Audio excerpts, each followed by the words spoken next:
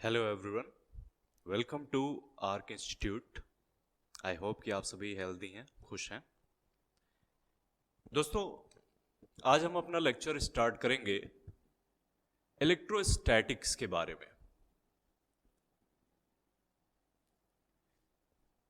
Electrostatics की जब हम स्टडी करते हैं तो हमें ये जान लेना ज़रूरी है कि इस वर्ड की मीनिंग क्या है। बेसिकली इलेक्ट्रोस्टैटिक्स दो वर्ड्स का कॉम्बिनेशन है, इलेक्ट्रिक और स्टैटिक। अब इलेक्ट्रिक वर्ड का यूज हम जब भी करते हैं तो वो चार्ज के रेफरेंस में करते हैं, और स्टैटिक वर्ड का मतलब हम सभी जानते हैं, समथिंग एट रेस्ट। अब लेकिन दोस्तों, यहां पर जो वर्ड हम यूज कर रहे हैं चार्ज, ये चार्ज क्या है? अक्सर हम इसके बारे में सुनते रहते हैं, हम पढ़ते भी रहते हैं। क्लास 10th में आपने चार्ज के बारे में एक स्टेटमेंट भी यूज किया था जब हम करंट की डेफिनेशन बना रहे थे। The rate of flow of charge is called current. लेकिन चार्ज है क्या, इस नॉलेज के करीब हम बहुत रेयरली आ पाते हैं। तो दोस्तों, आज हम सीखेंगे कि चार्ज है क्या और इसकी खास कैरेक्टरिस्टिक्स क्या होती हैं जो हमारे लिए, हमारी नॉलेज के लिए ज्यादा जरूरी है। तो चार्ज को समझने के लिए एक छोटा सा एग्जांपल लूंगा मैं दोस्तों, जिससे हम सभी रिलेट कर सकते हैं बहुत इजीली। 9th और 11th में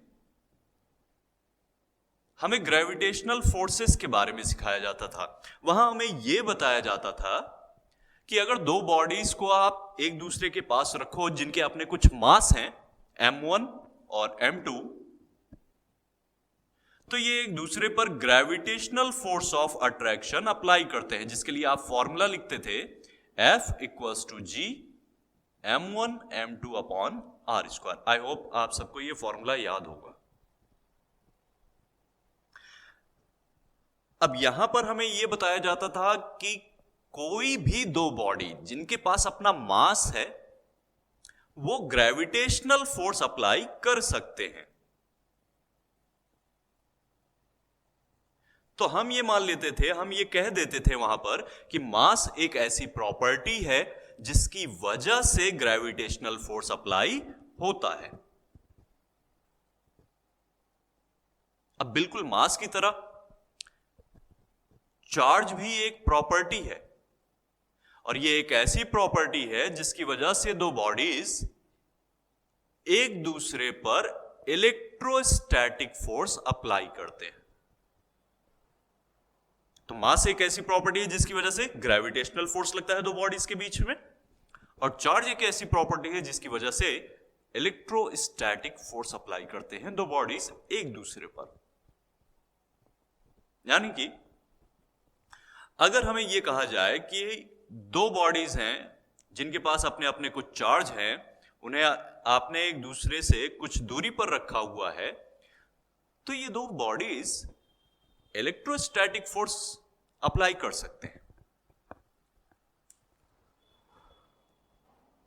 तो अगर आपसे पूछा जाए या हमसे कोई पूछता है कि चार्ज क्या है, तो हम बता सकते हैं अब ये कि charge is a property of material।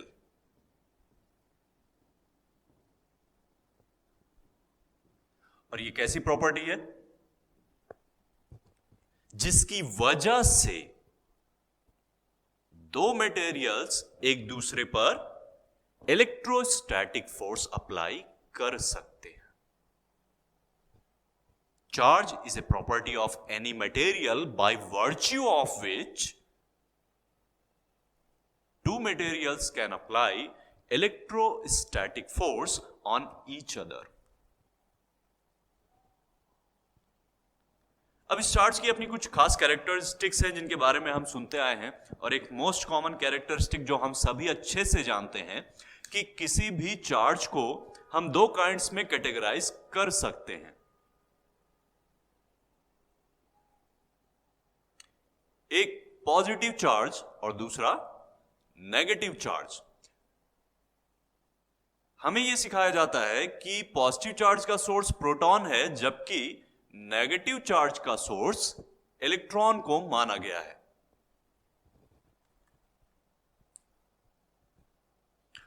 हमें वैल्यूज भी बताई जाती थी, और अगर मैं करेक्ट हूं तो आप सभी को वैल्यूज याद भी होंगी। प्रोटॉन पर चार्ज हम लिखते हैं positive 1.6 into 10 to the power -19 coulomb,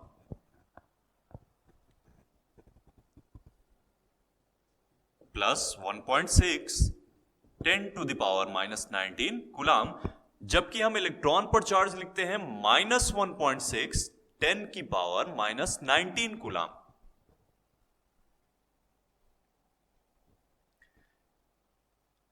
अगर आप इन दो वैल्यूज पर ध्यान दो तो केवल इन दो वैल्यूज में पॉजिटिव और नेगेटिव का फर्क है।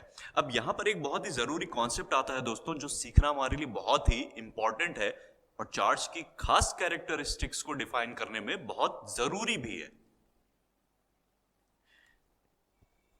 चार्ज की स्टडी जब आप करते हैं तो हमें यह भी सिखाया जाता है कि चार्ज एक स्केलर क्वांटिटी है। दोस्तों, आपको 11th में सिखाया जाता है कि किसी भी फिजिकल क्वांटिटी को हम 3 कैटेगरीज में डिवाइड कर सकते हैं: scalar, vector and tensor. Scalar वो क्वांटिटीज हैं जिनमें केवल मैग्नीट्यूड डिफाइन किया जाता है, और इन क्वांटिटीज के लिए हमें किसी भी डायरेक्शन को मेंशन करने की जरूरत नहीं होती। चार्ज ऐसी ही एक क्वांटिटी है।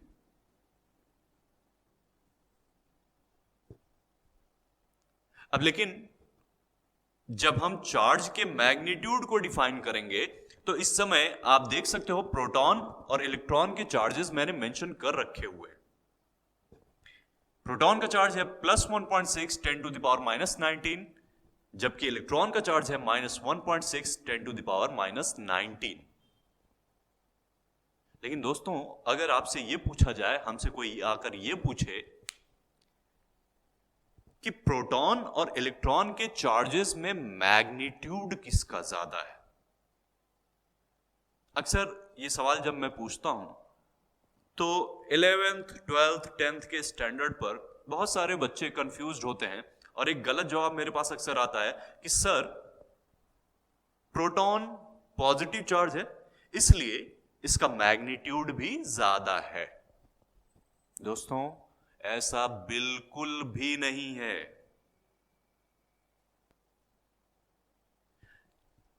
पॉजिटिव और नेगेटिव चार्जेस के मैग्नीट्यूड का पार्ट नहीं होते। ये पॉजिटिव और नेगेटिव केवल और केवल चार्ज के नेचर को शो करते हैं।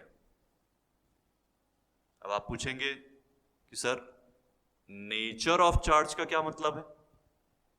हमें यही सीखना है।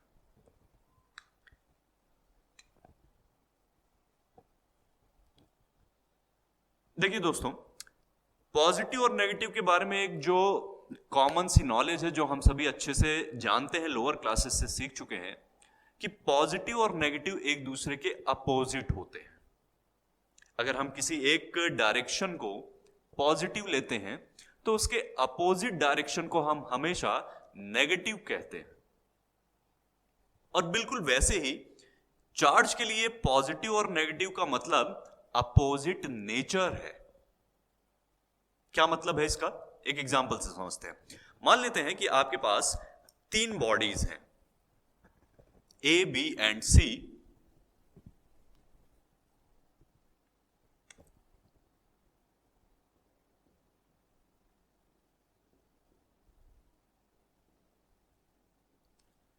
आपने बोला कि बी के पास पॉजिटिव चार्ज है और सी के पास नेगेटिव चार्ज है।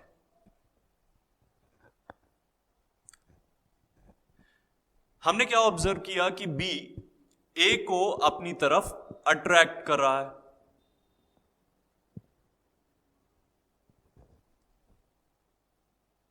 अब बी पॉजिटिव है, सी नेगेटिव है, दोनों के नेचर अपोजिट होने चाहिए।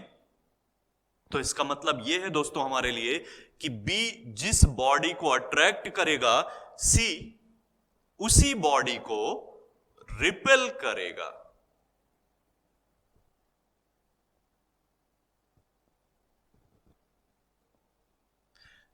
तो पॉजिटिव और नेगेटिव कभी भी मैग्नीट्यूड को एक्सप्लेन नहीं करते चार्जेस के लिए, वो केवल उसका नेचर बताते हैं। और नेचर कैसे बताते हैं वो हमें, कि अगर एक पॉजिटिव चार्ज किसी बॉडी को अपनी तरफ अट्रैक्ट करेगा तो नेगेटिव चार्ज उसी बॉडी को रिपेल करेगा।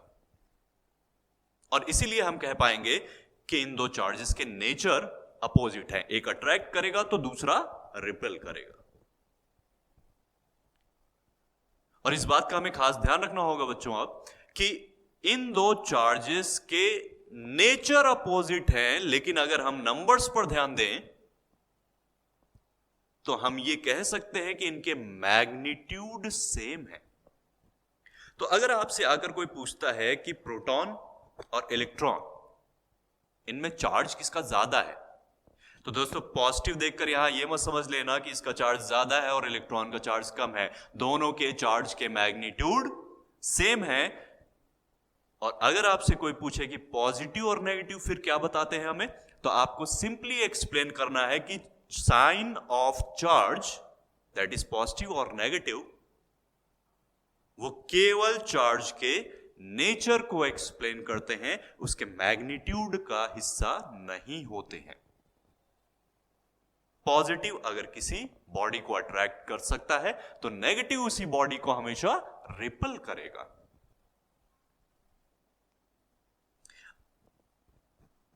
अच्छा दोस्तों, एक छोटा सा मिसकॉन्सेप्ट अक्सर हम देखते हैं, हम कॉमन लैंग्वेज में अपनी कई बार चार्ज को एक्सप्लेन करते वक्त भी इस्तेमाल करते हैं ऐसे वर्ड्स का, स्टेटमेंट्स का, जहां पर कई बार हम प्रोटॉन और इलेक्ट्रॉन को चार्ज कह देते हैं।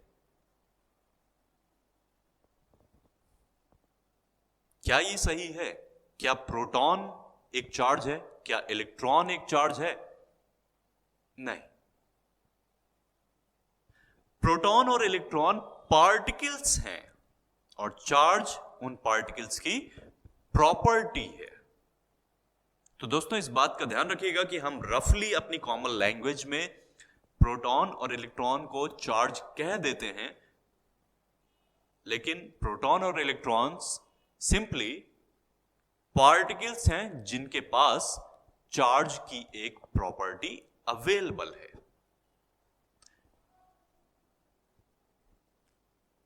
तो होपफुली दोस्तों आज की ये पूरी थ्योरी आपको अच्छे से समझ में आ गई होगी।